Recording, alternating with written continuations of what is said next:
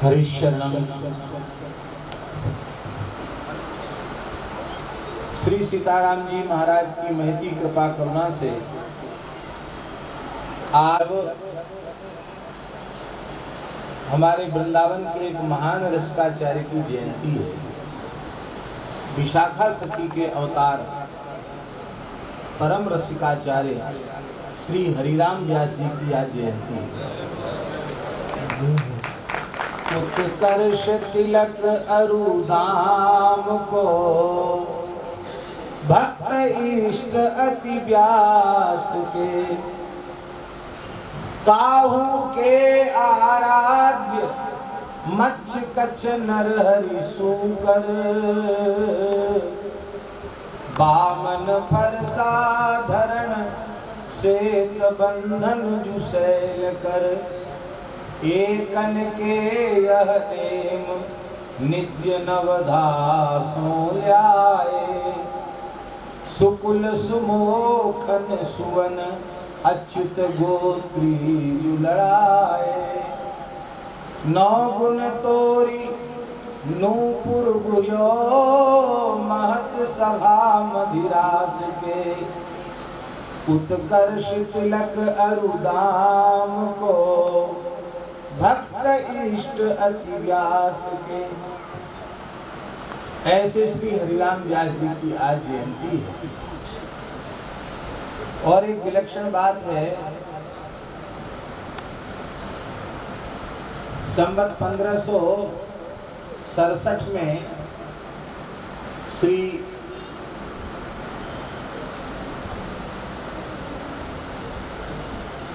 हरिराम व्यास जी का प्राकट्य हुआ। उस दिन अगहनवती पंचमी थी और बुधवार था, तो आज भी बुधवार है। और एक बड़ी विलक्षण बात है, जिन तुलसी जी की कृपा से हम सबकी वैष्णवता बची हुई है, तुलसी जी ये तो तुलसी सहचरी हैं। तुलसी जी वृंदा देवी, उन वृंदा देवी की आज प्राकट्य तिथि।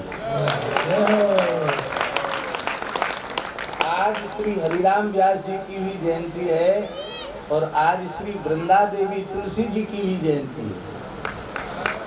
और वो वृंदा जी अपने परिकर के एक सहचरी के द्वारा श्री सीताराम जी के विवाह रस का वर्षण करवा रही है। यहाँ ये इस्कॉन मंदिर के निकट का ये अग्रसेन भवन अब अग्रसेन भवन नहीं है, ये श्री जनक महल है। ये श्री किशोरी जी के विवाह का मंडप है।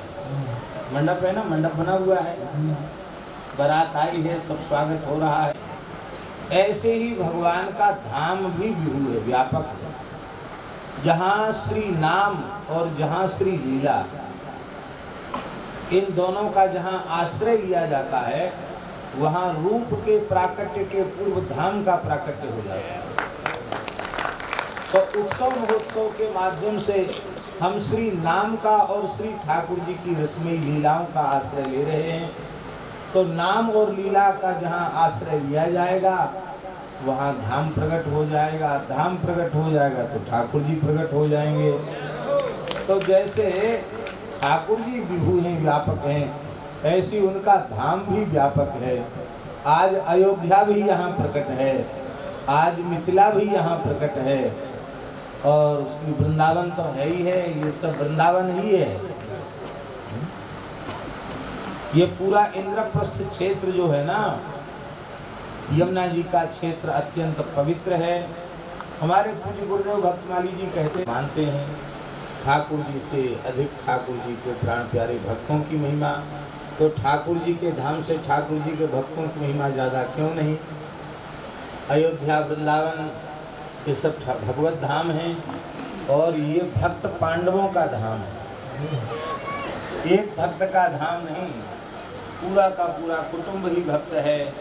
तो भक्त पांडवों का धाम होने से, ये इंद्रप्रस्थ क्षेत्र ही है, तो पांडवों का धाम होने से, भक्त का धाम होने से ये आदरणीय है, श्रेष्ठ है, अत्यंत पवित्र है।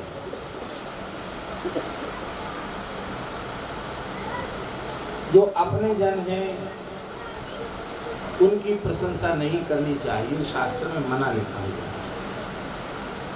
लेकिन फिर भी हम श्री किशोरी जी से प्रार्थना करते हैं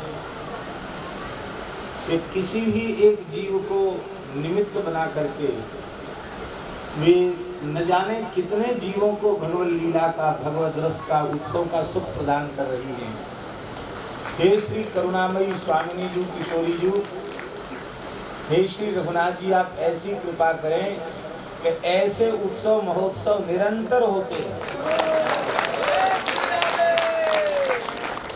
हमारे महाराज जी के एक सत्संगी थे, अभी भी हैं, पूज्य पंडित का एक शहर है केशोद, वहाँ उनको जाना पड़ा तो बड़े विकल हो गए वो। ध्रांगध्रा में जहाँ थे वहाँ सवेरे सत्संग, फिर शाम को सत्संग, तो घर में कीर्तन, उत्सव महोत्सव, संतों का आवागमन, और सरकारी नौकरी का विपत्ति पड़ गई। हमको ऐसे शहर में जाना पड़ेगा न जहाँ कोई अपना परिचित, किराए से रहना पड़ेगा, सरकारी भवन भी उपलब्ध नहीं है। ये अधिकारी थे, ये जो बीमा कंपनी होती ना उसके बड़े अधिकारी थे वो, हमको जाना पड़ेगा वहाँ। तो उन्होंने बड़े दुखी होकर महाराज जी को पत्र लिखा। महाराज जी को पत्र लिखा उन्होंने कि महाराज जी, हम बड़े पीड़ित हैं भीतर से, पता नहीं कैसा दुष्प्रारब्ध उदय हुआ कि हमारा सत्संग छूट रहा है, संतों का दर्शन छूट रहा है, उत्सव महोत्सव का अपूर्व सुख छूट रहा है। ये सत्संग का सुख, उत्सव महोत्सव का सुख सामान्य सुख नहीं है। श्री कबीरदास जी से पूछे तो कबीरदास जी तो कहते हैं, राम बुलावा भेजिया दिया कबीरा रोए, जो सुख यहाँ सत्संग में सो वैकुंठ न हो।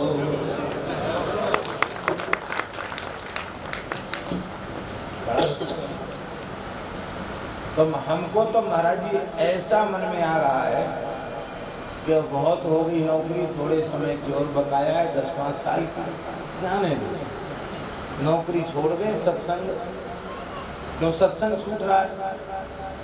और यहाँ नौकरी तो नहीं रहेगी, नहीं जाएंगे तो नौकरी में नहीं हो पाएगा, तो सत्संग तो नहीं छूटेगा।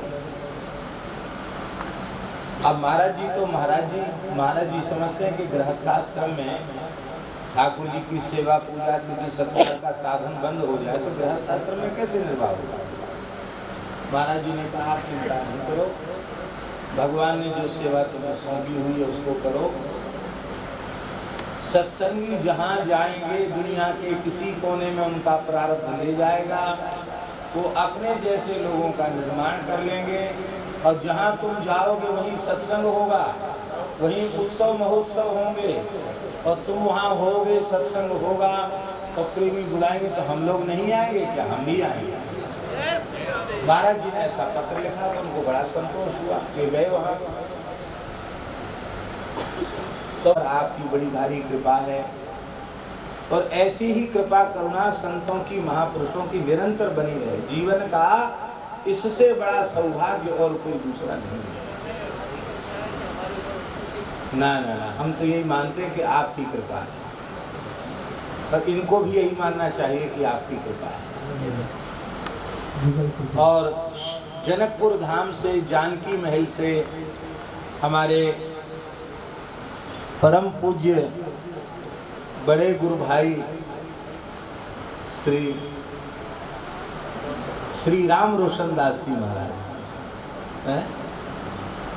तो कृपा पूर्वक पधारे हैं, और श्री मुठिया बाबा सरकार के परम कृपा भाजन पूज्य श्री महाराज जी,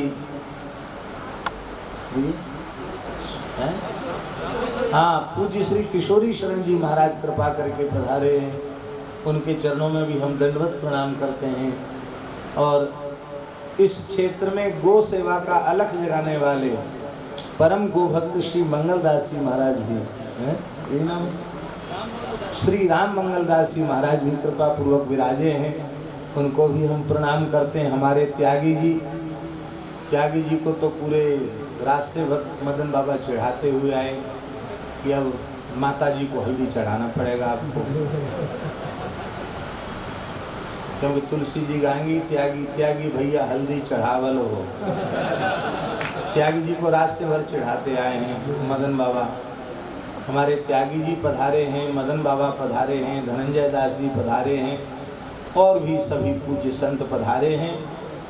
ये शोभा है। पूज्य श्री गुरीलाल कुंज वाले महाराज जी का भी खूब मन था, पर स्वास्थ्य उनका कुछ ऐसा इस समय चल रहा है कि बोले हमको फिर बाहर की यात्रा करनी, हम इतना श्रम करेंगे, जाएंगे फिर बैठेंगे तो अनिद्रा का इस समय बहुत प्रकोप हो रखा उनको। बोले हम स्वास्थ्य में थोड़ी शिथिलता का अनुभव कर रहे हैं। हमारी ओर से युगल सरकार को प्रणाम, सभी संतों को प्रणाम। श्री रसिक माधवदास जी भी खूब आना चाहते थे लेकिन नहीं आए।